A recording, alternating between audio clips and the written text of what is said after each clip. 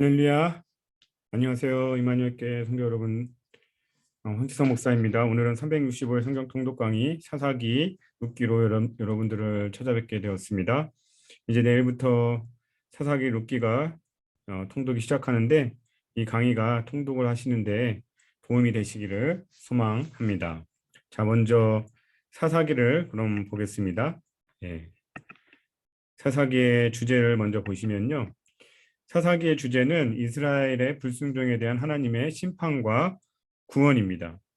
여호수아가 죽은 후에 이제 남은 이스라엘 12지파가 가나안 땅의 정복을 완성하는지 못하는지가 중요한 문제로 남게 되었는데, 이스라엘이 하나님께 불순종하게 되고 또 하나님께서는 그들을 이방 민족을 통해 심판하시고, 그리고 또 그들이 울부짖을 때 사사들을 통해 구원하는 이야기가 사사기의 중심 주제입니다. 그래서 사사기의 기록 목적을 보시면요, 사사기는 이스라엘의 배도에도 불구하고 이스라엘을 구원하신 하나님의 주권적 은혜를 보여주기 위해서 기록되었다고 할 수 있습니다. 이것을 보여주는 우리 사사기의 핵심 구절을 보면요, 사사기의 핵심 구절은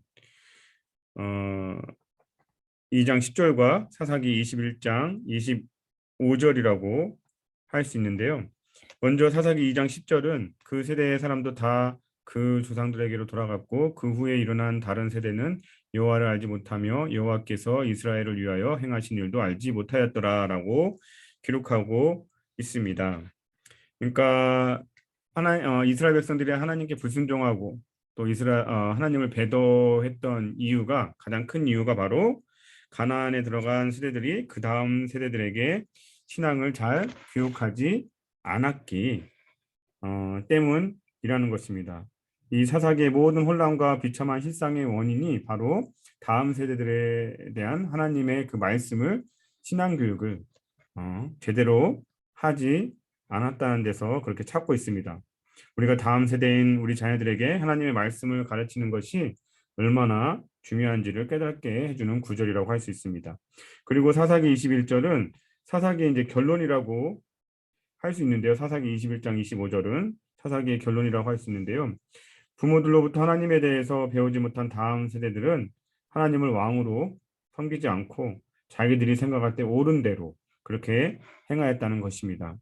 이처럼 사사기는 신앙교육을 제대로 하지 않을 때 교회와 하나님의 나라에 얼마나 비참한 일들이 벌어지는지에 대해서 우리에게 적나라하게 보여주는 책이라고 할 수 있습니다. 자, 그럼 사사기를 전체적인 구조를 개관해 보겠는데요. 사사기는 크게 3중 구조로 이루어져 있다고 할 수 있습니다. 음악의 그 연주에 비유하자면 서곡, 그다음에 주요 악장, 그리고 마지막 종결부인 코다라고 할 수 있습니다. 이 코다라는 말은 한 음악 작품에서 결론을 맺는 독립적인 곡을 의미합니다. 그래서 사사기의 이제 마지막에 보면 미가의 제사장 이야기와 레인 첩 이야기가 나오는데, 이 두 가지는 연주의 흐름 면에서는 본론 부분과는 이어지지 않지만 그 의미 면에서는 앞에 모든 이야기를 요약하면서 결론을 맺어주는 역할을 하고 있습니다. 그래서 먼저 서론에 해당하는 서곡을 보시면요, 서론부의 서곡은 주제가 사명미완수입니다. 여호수아서에서 가나안 정복을 하고 이제 땅을 분배받았지만 그것으로 끝난 게 아니었죠. 그 분배받은 땅을 차지하기 위해서는 그들은 그곳에 거주하고 있던 가나안 민족들을 쫓아내야 했습니다. 여호수아가 죽기 전에 가나안 민족들과 함께하면 그것이 그들에게 올무와 가시가 될 것이라고 분명히 말했습니다. 그런데 그들은 그 사명에 실패한 것이죠. 그래서 첫 번째 서곡의 강조점은 패배입니다. 패배. 가나안 민족을 몰아내지 않고 그들과 함께 살기로 타협을 한 것에 초점을 두고 있습니다. 두 번째 본론에 해당하는 이 주요 악장 부분의 본론의 주제는 징계와 여호와의 신이 임한 사사의 구원 이야기입니다. 이스라엘 백성들이 가나안 민족을 쫓아내지 않고 그들과 함께 살게 되자 그들이 여호와 하나님을 배신하여 이방신을 섬기게 되었습니다. 그래서 하나님께서는 진노하셔서 그들에게 징계를 내리십니다. 이방 민족에게 그들을 팔아넘겨서 그들이 이방 민족의 압제하에서 핍박을 당하게 한 것이죠. 그런데 그들이 압제에 울부짖자 하나님께서는 다시 사사를 보내셔서 그들을 구원하는 이야기, 즉 열두 사사의 이야기가 중심을 이루고 있습니다. 그래서 이 주요 악장 부분에서는 강조점이 이스라엘의 불순종, 배도입니다. 그리고 그들이 하나님 앞에 우상을 숭배하는 죄를 짓고 하나님은 그들을 이방 민족을 통해 징계하고 하나님의 징계에 이스라엘 백성들이 울부짖으면 하나님이 그들을 구원합니다. 그러면 이제 하나님께서 구원해 주셨으면 하나님께 순종하면서 하나님만을 섬기며 살아야 하는데 삶이 평안해지자 다시 하나님을 떠나 우상 숭배하는 재범죄를 짓죠. 이 악순환이 되풀이 되는 것에 이렇게 초점을 두고 있습니다. 이스라엘의 그 죄의 악순환.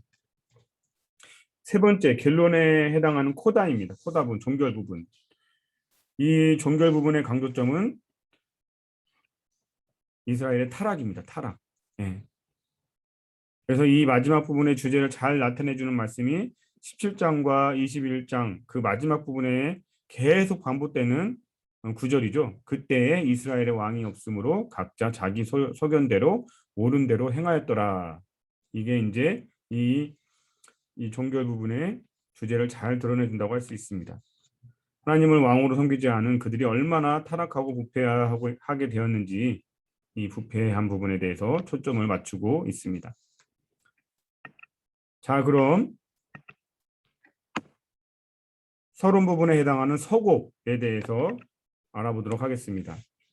사명의 미완수가 주제라고 했죠.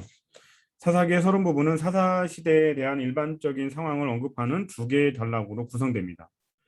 서곡의 첫 번째 부분은 1장 1절에서 2장 5절까지로 이스라엘의 정복 실패를 다룹니다. 두 번째 부분은 2장 6절에서 3장 6절까지로 이스라엘의 우상 숭배에 대해서 다룹니다. 이 두 쌍의 서론은 둘 다 여호수아가 죽었다는 것에 대해서, 그러니까 여호수아의 죽음에 대해서 언급함으로 시작을 합니다. 그죠? 네. 그리고 여호와 하나님께서 가나안 민족을 쫓아내지 않겠다는 선언으로 각각의 마지막을 또 끝맺고 있습니다. 내가 그들을 너희 앞에 쫓아내지 아니하리니 그 이방 민족들을 머물러 두사 그들을 속히 쫓아내지 아니하셨으며, 이렇게 동일한 구조를 가지고 있습니다. 이렇게 이제 서론에 나타나는 여호수아의 그 죽음에 대한 반복은 마지막 구절인 그때 이스라엘의 왕이 없음으로와 이렇게 연관되면서 바로 이 사사기의 모든 이야기가 여호수아의 죽음 이후부터 이스라엘의 왕이 세워지는 그 사무엘 상하 시대의 왕정 시대까지, 그때까지 이스라엘에 일어난 모든 일이라는 것을 강조하기 위해서 여호수아가 죽은 후에 그리고 그때 이스라엘의 왕이 없었으므로라고 이렇게 서두와 마지막에 이 구절들을 배치해서 이 역사적 배경을 잘 드러내고 있다고 할 수 있습니다. 그렇다면 여호수아가 죽고 이스라엘의 왕이 없었던 때에 도대체 무슨 일이 일어났을까요? 주서국은 여호와께서 가나안 민족을 몰아내지 아니하셨다고 아까 앞에서 살펴본 것처럼 한 목소리로 이야기하고 있습니다. 사사기 2장 3절에 보면 그러므로 내가 또 말하기를 내가 그들을 너희 앞에서 쫓아내지 아니하리니 그들이 너희 옆구리에 가시가 될 것이며 그들의 신들이 너희에게 올무가 되리라 하였노라. 이게 첫 번째 서곡의 첫 번째 부분에서 이렇게 하나님께서 말씀하시고요. 제2서곡 두 번째 부분에서도 나도 여호수아가 죽을 때 남겨둔 이방 민족들을 다시는 그들 앞에서 하나도 쫓아내지 아니하리니, 이렇게 계속해서 하나님께서 이스라엘 그 가나안 민족들을 쫓아내지 않겠다고 말씀하고 있는데, 이 서곡에 이렇게 되풀이되고 있는 이러한 구절들은 그 분위기와 어조가 정말 앞으로 벌어질 암울한 이야기에 대해서 이제 잘 요약하면서 또 미리 예고하고 있다고 할 수 있습니다. 그렇다면 여호와께서는 왜 가나안 민족을 몰아내지 않으셨을까요? 그 이유가 서곡의 중심 내용을 이루고 있는데요. 첫 번째로 제1서곡 부분에서는 이스라엘이 가나안 사람들을 먼저 몰아내지 않은 것에 대해서 하나님께서 하나님과의 언약을 위반했다고 그렇게 책망하시는 것입니다. 여호수아가 죽기 전에 마지막 보혈설교에서 남아있는 가나안 민족을 몰아내고 약속의 땅을 완전히 정복하라고 분명히 지시했습니다. 23장의 10절에서 11절을 보면 이는 여호와께서 강대한 나라들 너희 앞에서 쫓아내셨으므로 오늘까지 너희에게 맞선 자가 하나도 없었느니라. 너희 중 한 사람이 1,000명을 쫓으리니 이는 너희의 하나님 여호와 그가 너희에게 말씀하신 것 같이 너희를 위하여 싸우심이라. 너희 중 한 사람이 1,000명을 쫓으리라. 앞으로 남아있는 이 가나안 민족도 너희들이 싸워서 하나님께서 분명히 승리하게 하실 것이라고 분명히 이렇게 여호수아가 죽기 전에 말을 했는데 이스라엘 민족이 그것을 어긴 것이죠. 하나님께서는 그들과 함께하여 승리하게 하신다고 말씀하셨지만 그들은 하나님의 사명을 온전히 수행하지 못한 것이었습니다. 그래서 사사기 1장 28절에서 말씀하기를 그들을 노예 삼고 다 쫓아내지 아니하겠다고 그렇게 말씀하고 있는 것입니다. 제2서국 부분에서는 이 하나님께서 가나안 민족을 쫓아내지 않은 이유에 대해서 말씀하시기를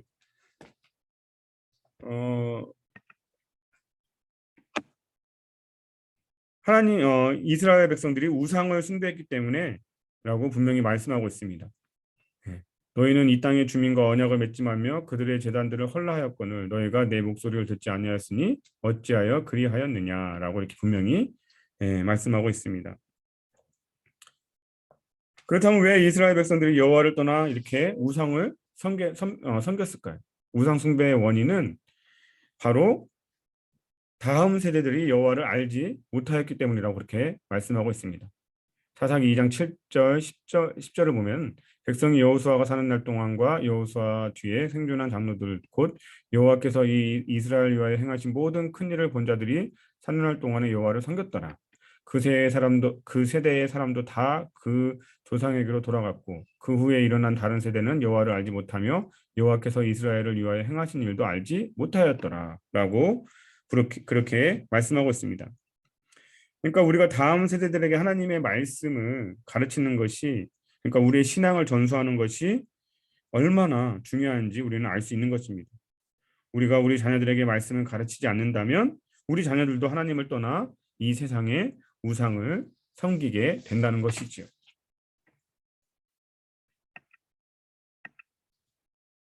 자, 그러면 이 제2서국 부분에서 또 이제 중요한 한 가지를 살펴보겠는데요. 제2서국은 이제 여호수아 죽음 이후에 이스라엘의 배도를 그리면서 이제 앞으로 본론 부분에서 전개될 이야기를 해석할 때 중요한 해석학적 틀을 제공하고 있습니다. 그러니까 사사기의 본론 부분인 주요 악장에서 이스라엘의 역사에서 반복되는 그 악순환의 구조를 제시합니다. 그것은 바로 범죄, 진노, 압제, 부르짖음, 구원, 재범죄 이 악순환입니다. 이게 서곡 부분의 제2서곡 부분에서 먼저 보여줌으로써 이제 12사사 시대에서 이 이야기가 계속 되풀이되는 것을 먼저 보여주는 것이죠. 그래서 해석학적 틀을 제공하고 있다고 할 수 있습니다. 그러니까 이스라엘 백성들이 하나님 앞에 범죄를 하지요. 바알신을 섬기죠. 그럼 하나님이 진노를 합니다. 진노하시죠. 그래서 이스라엘 백성을 이방 민족에 팔아서 압제하에 넘겨줍니다. 그러면 이스라엘 백성들이 그 압제에 고통당하면서 부르짖습니다. 살려달라고.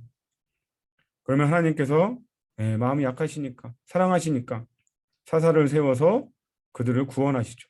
그러면 이제 정신 차리고 하나님을 잘 섬기면 될 텐데 평온하니까 그들이 또 하나님을 떠나서 사사들이 죽은 후에는 다시 타락해서 다른 또 우상을 숭배합니다. 재범죄. 이 사사기의 이 악순환의 구조.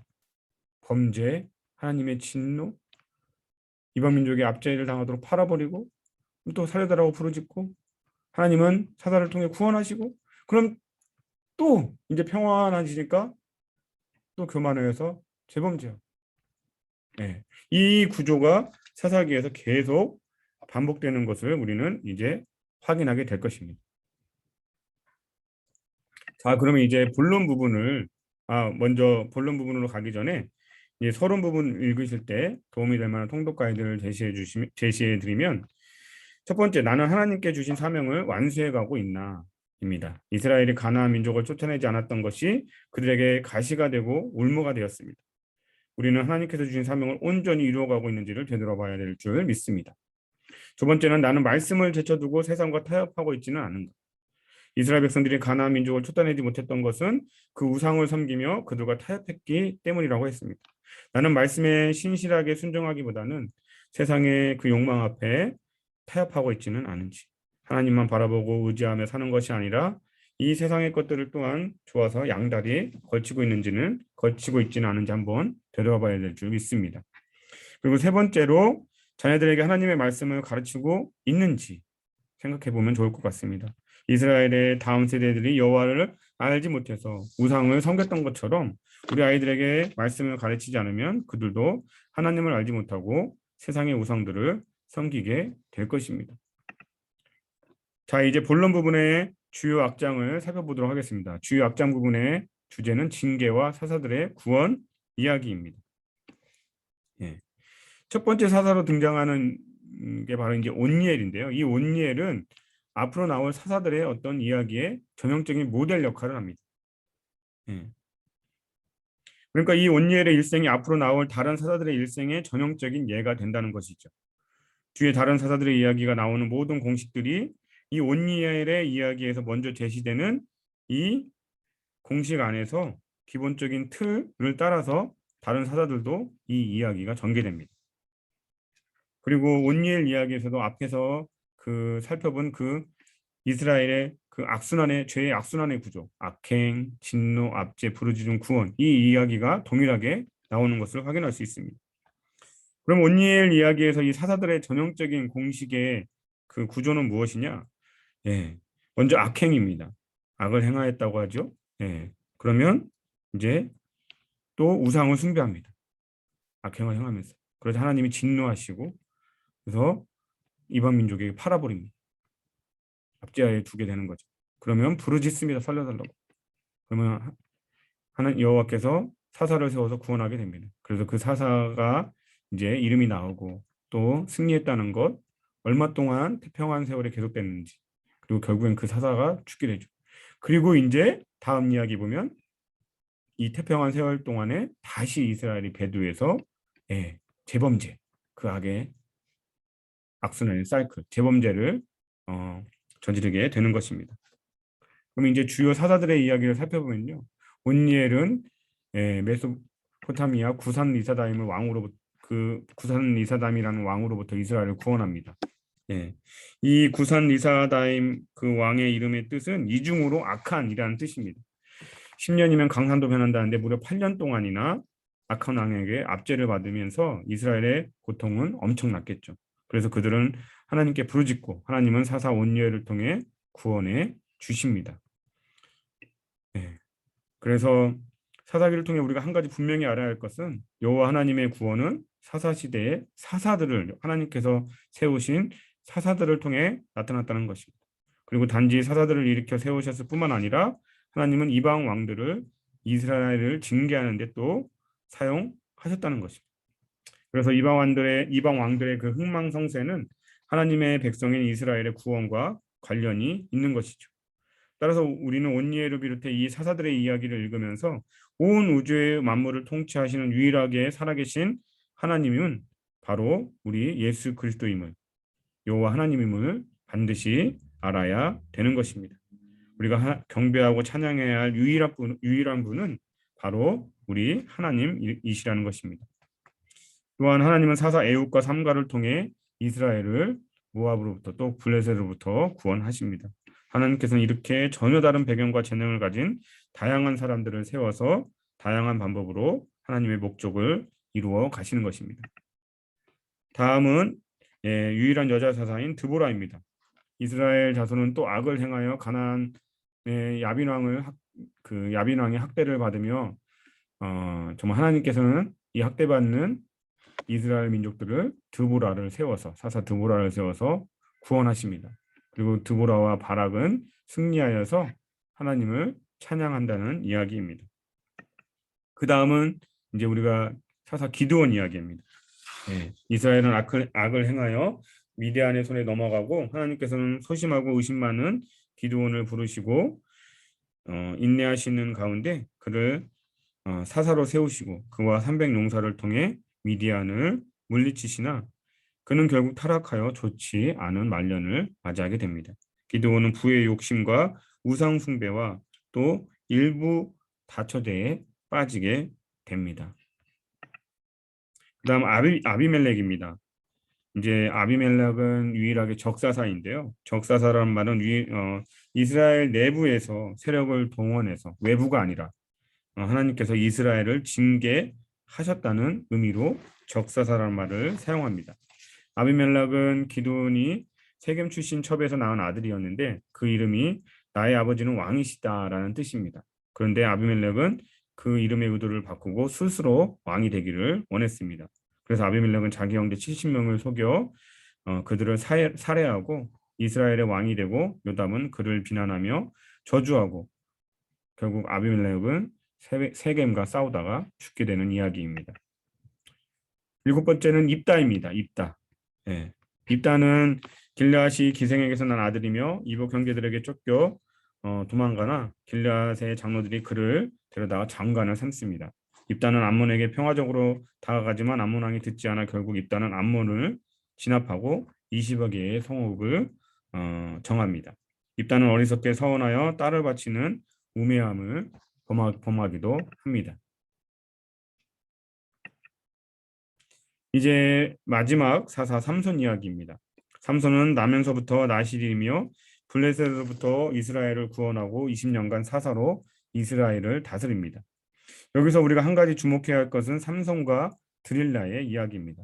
우리는 어렸을 때부터 주일학교에서 삼손과 드릴라의 이야기를 많이 들어왔죠. 근데 이 이야기가 우리에게 주는 궁극적인 메시지가 무엇일까요?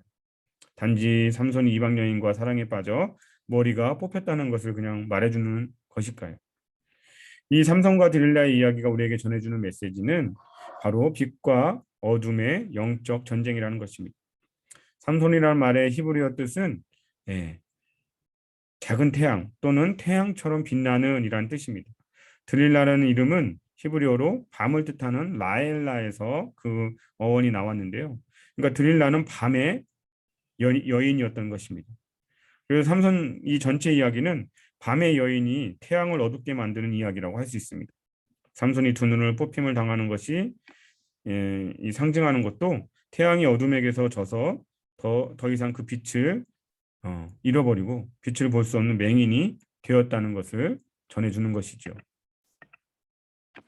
자, 그럼 이 본론 부분을 읽을 때 우리가 도움이 될 만한 통독 가이드를 한번 살펴보면요. 첫 번째로 우리는 매일의 시험과 유혹 가운데 승리하고 있는가? 이스라엘 백성들은 가나안에 살면서 그들이 쫓아내지 못한 이방 민족들의 문화와 풍습에 유혹을 당하다가 하나님을 버리고 이방신을 따랐습니다.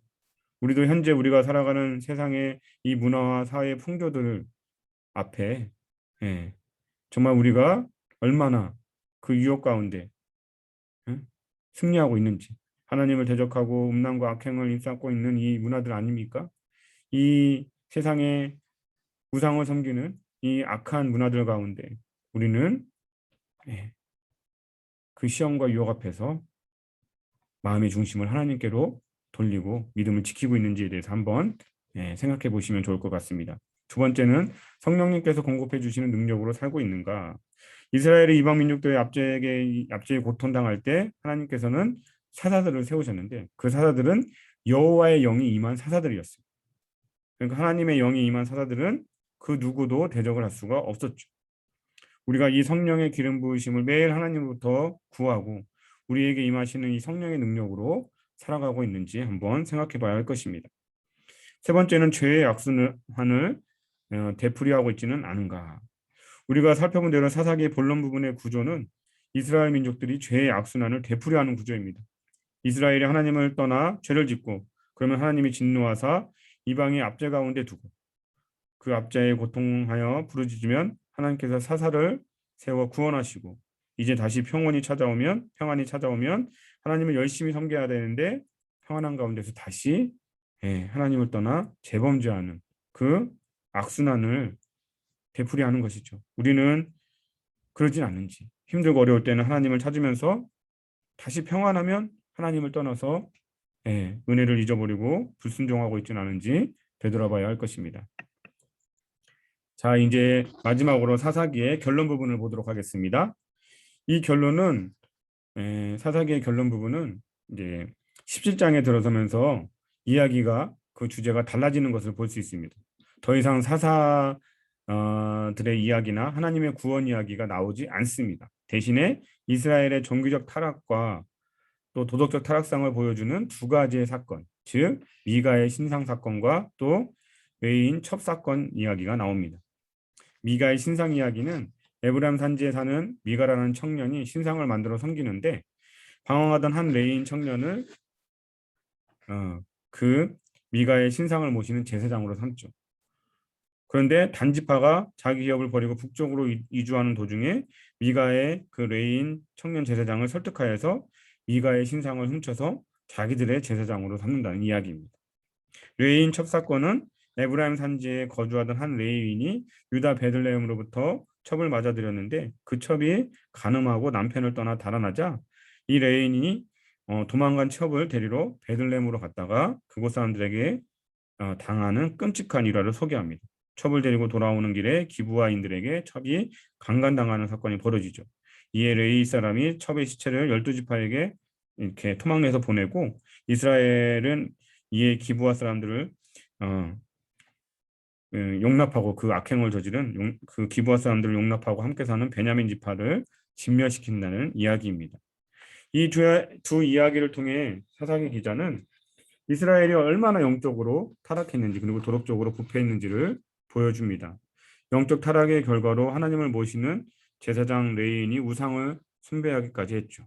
오늘날로 말하면 목사가 신상을 모시고 우상을 숭배하는 것입니다.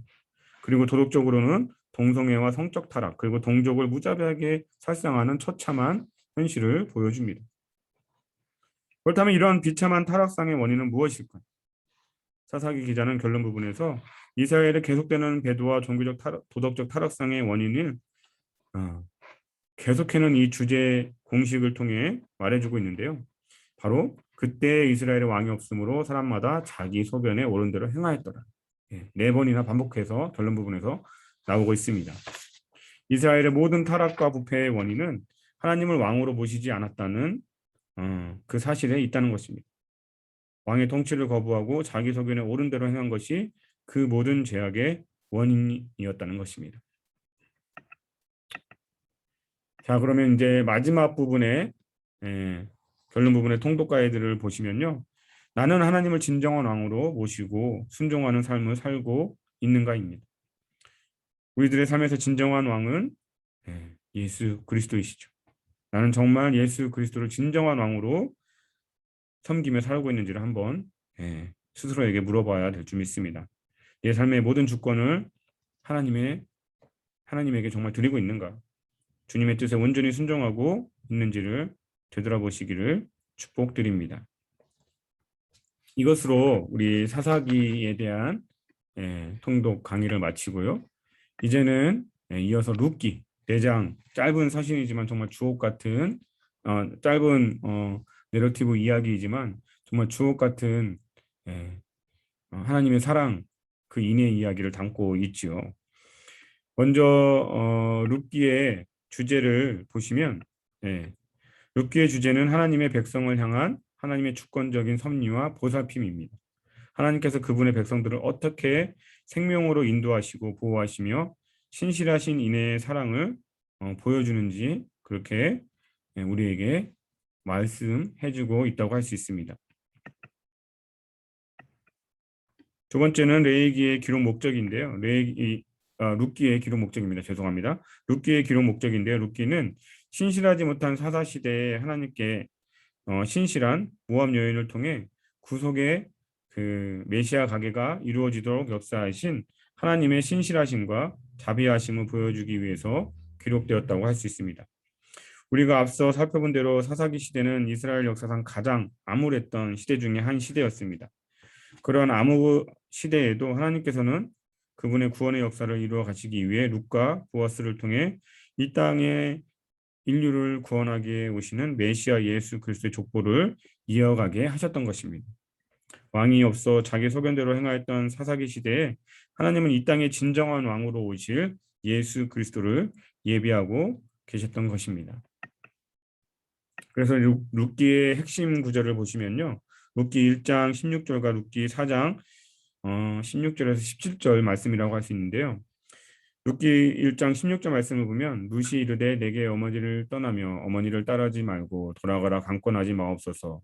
어머니께서는 가시는 곳에 나도 가고 어머니께서 머무시는 곳에 나도 머물겠나이다. 어머니의 백성이 나의 백성이 되고 어머니의 하나님이 나의 하나님이 되시리니라고 말하고 있습니다. 룻의 신앙 고백이죠. 하나님께서 그분의 백성을 향해 주권적으로 섭리하시고 보살피시는데 이게 이제 룻기의 주제인데 하나님께서는 룻의 고백처럼 하나님을 신뢰하고 주님을 간구하는 자들에게 그의 주권적인 섭리로 그들의 삶을 인도해 주신다는 것이죠. 그리고 4장 16절에서 17절은 나오미가 아기를 받아 품에 품고 그의 양육자가 되니 그의 이웃 여인들이 그에게 이름을 지어주되 나오미에게 아들이 태어났다 하여 그의 이름을 오벳이라 하였는데 그는 다윗의 아버지인 이새의 아버지였더라라고 그렇게 말씀하고 있습니다. 자, 여기서 이 아기가 좀 전에 우리가 살펴본 대로 하나님께서 메시아 왕을 보내는 그 계보에 들어가게 하는 아기, 바로 다윗의 할아버지 오벳이 되는 것이죠. 네. 하나님께서는 사사기의 극심한 혼란과 암울한 상황에서도 인류를 구원할 메시아 예수 그리스도의 계보를 준비하고 계셨다는 것입니다.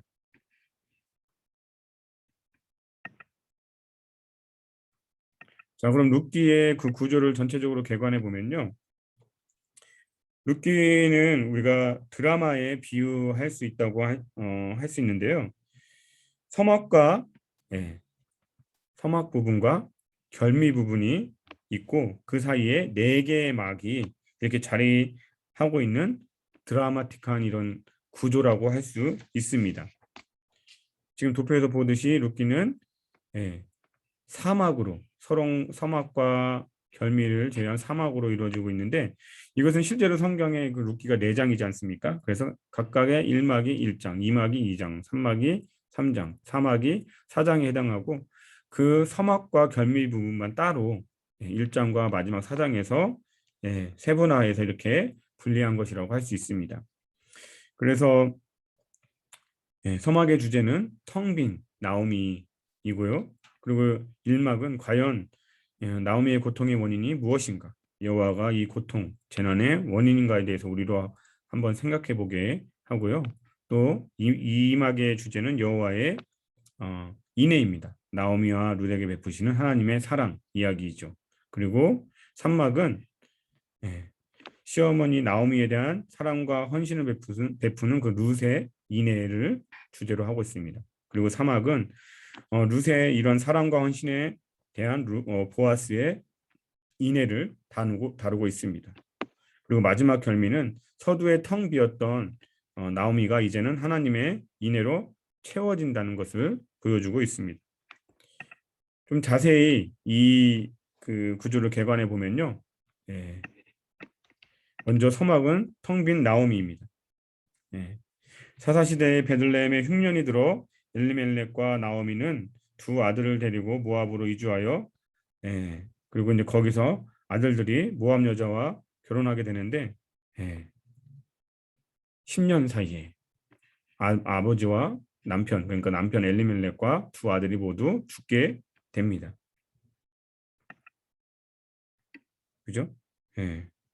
그래서 이들이 흉년이 들어서 이 나오미와 엘리멜렉 가정이 흉년이 들어서 베들레헴을 떠나 모압으로 이주했는데 그 모압에서 남편과 두 아들이 죽게 되는 그 비극적인 이야기가 서막에서 나오고 있습니다.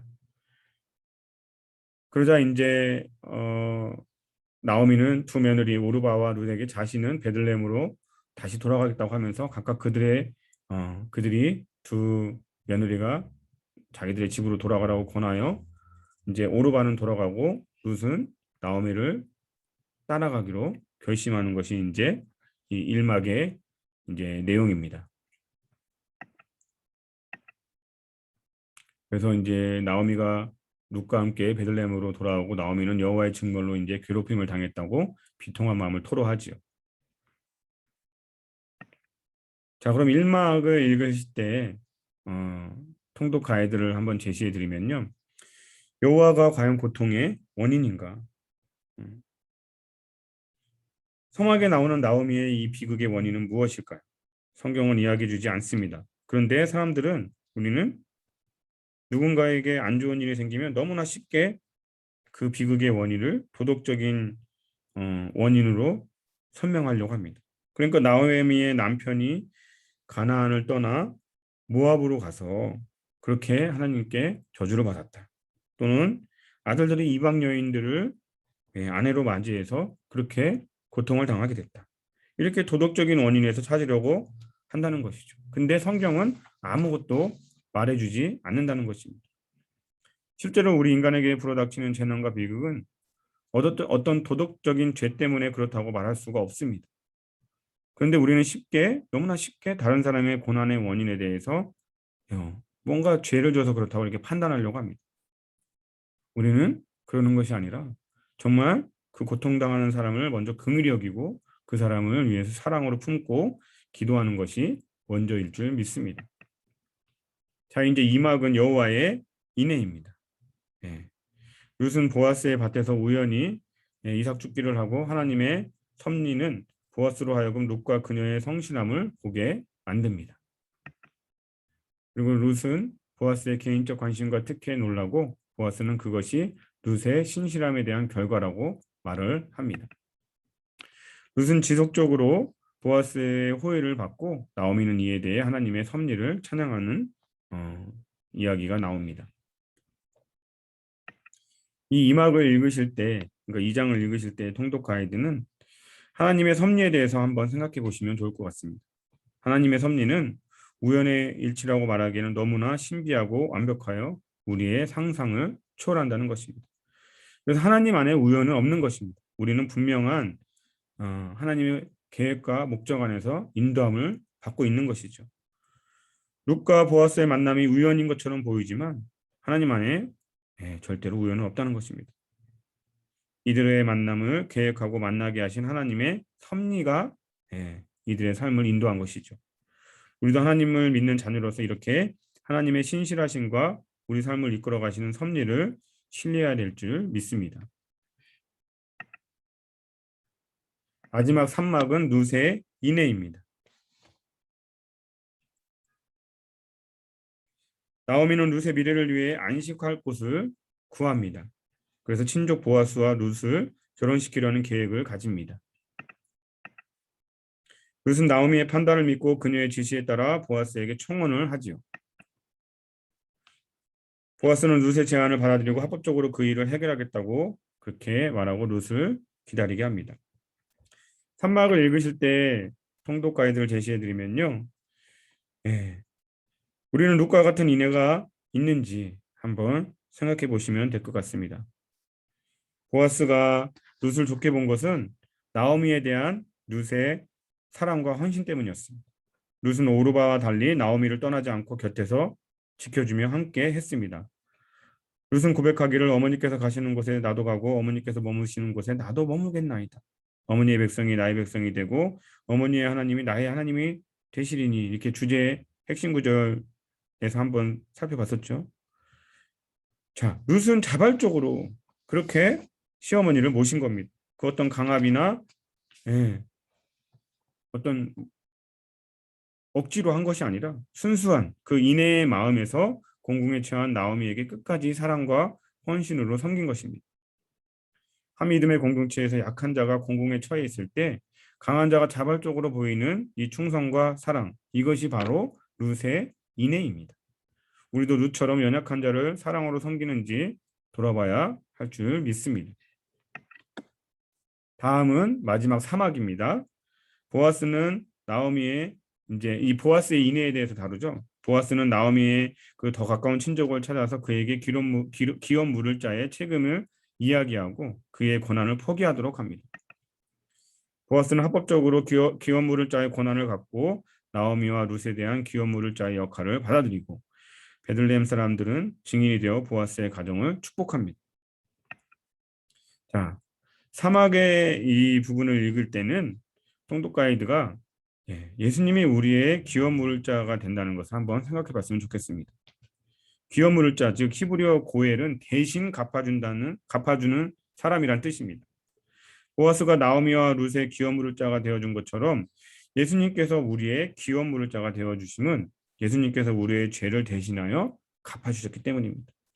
기업 물을 자가 대신 값을 치러줘야 그 사람이 그 빛으로부터 면제받게 되는데, 예수님께서 우리의 죄의 값을 대신하여 십자가에서 죽으심으로 사탄이 요구하는 우리의 죄의 값을 다 치는 거죠. 자기의 희생을 통해. 그래서 우리는 이제 죄로부터 자유하여 구원을 얻게 되었습니다. 기업 물을 자는 자발적으로 나서야 하며 또 기쁨으로 그 일을 감당해야 합니다. 예수님께서는 그렇게 자발적으로 우리를 위해 십자가 지셨고 또한 기쁨으로 그 일을 감당하셨습니다. 우리도 예수님의 사랑을 받은 자로서 그렇게 누군가의 고엘이 되어주어 그 사람을 위해서 희생하고 섬기는 자로 그렇게 다른 사람의 고엘이 되어야 될 줄 믿습니다. 자, 이제 마지막 결미 부분입니다. 결미 부분의 주제는 채워진 나오미입니다. 룻기의 핵심, 우리에게 룻기가 말하는 핵심 중에 핵심이라고 할 수 있습니다. 이 마지막 부분에 보면 보아스와 룻은 결혼하고 자손을 보게 되고 나오미는 아기의 부양자가 됩니다. 그러니까 결국 룻기는 나오미의 삶이 어떻게 절망에서 희망으로 바뀌게 되었는지를 보여주는 이야기입니다. 나오미는 텅 비어졌다가 채워지며 기업 물을 자를 잃었다가 다시 얻게 되죠. 서막에서 룻기는 흉년으로 시작하고 남편과 두 아들이 죽습니다. 가족의 대를 이을 수 없을 정도로 나오미의 삶은 철저하게 무너지고 절망 가운데 빠져들었습니다. 삶의 욕구마저 무너져 내린 이 불쌍한 여인에게 생명과 풍요가 다시 주어질 수 있을지에 대해서 우리는 희망을 가지기가 쉽지 않았습니다. 정말 그렇다면 여호와는 나오미의 삶을 죽음과 박탈로 그렇게 텅 비게 만드시는 분일까? 근데 룻기의 결말을 보면 여호와 하나님은 나오미를 텅 비게 놔두는 분이 아니시라는 것을 우리가 확신하게 됩니다. 룻기는 보아스와 룻이 낳은 아들이 나오미의 삶을 풍성하게 하는 그 하나님의 역사로 마무리를 짓습니다. 룻기 4장 16절에 보면 나오미가 아기를 받아 품에 품고 그의 양육자가 되니라고 말씀합니다. 아기를 아는 나오미의 모습, 이 모습은 정말 서두에 텅 비었던, 모든 것을 다 잃어버리고 텅 비었던 이 나오미의 모습과 정말 대조가 되는 것이죠. 여호와께서 텅 빈 나오미의 삶을 풍성하게 채우셨음을 이 생명의 아기로 강조하고 있는 것입니다. 룻기 4장 14절에서 15절을 보면 여인들이 나오미에게 이르되 찬송할지로다 여호와께서 오늘 내게 기업 물을 자가 없게 하지 아니하셨도다. 이 아이의 이름이 이스라엘 중에 유명하게 되기를 원하노라. 이는 내 생명의 회복자이며 내 노년의 봉양자라. 곧 너를 사랑하며 일곱 아들보다 귀한 내 며느리가 낳은 자로다 아니라라고 그렇게 말씀하고 있습니다. 이 아이는 나오미의 기업 물을 자요. 나오미의 생명의 회복자이며 나오미의 노년의 봉양자. 이 고백들이 나오미의 삶이 어떻게 텅 빔에서 체험으로 변화되는지를 보여주는 것이죠. 여기서 생명의 회복자를 주목할 필요가 있는데요. 이 생명의 회복자는 생명을 돌아오게 하는 자라는 뜻입니다. 나오미가 1장 21절에서 여호와께서 나를 텅 비게 돌아오게 하셨다고 그렇게 고백했는데 텅 비어 돌아온 나오미에게 이제 생명을 돌아오게 할 자가 주어졌으니 이 아기가 그 품에 있으니 나오미의 삶이 이제 얼마나 풍성하게 채워졌는지를 우리에게 보여준다고 할 수 있습니다. 따라서 룻기는 서막의 그 텅 빔의 주제가 도입되고 결미에서 체험이라는 주제로 상응하면서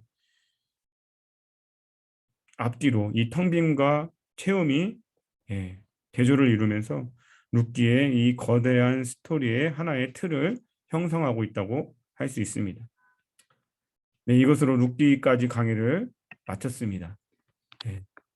자, 이제 사사기와 룻기 이어서 열심히 통독하셔서 끝까지 우리 365일 통독 완주하시는 여러분이 되시기를 예수님의 이름으로 축복드립니다. 저는 다음 시간에 또 다른 강의로 여러분들을 찾아뵙도록 하겠습니다.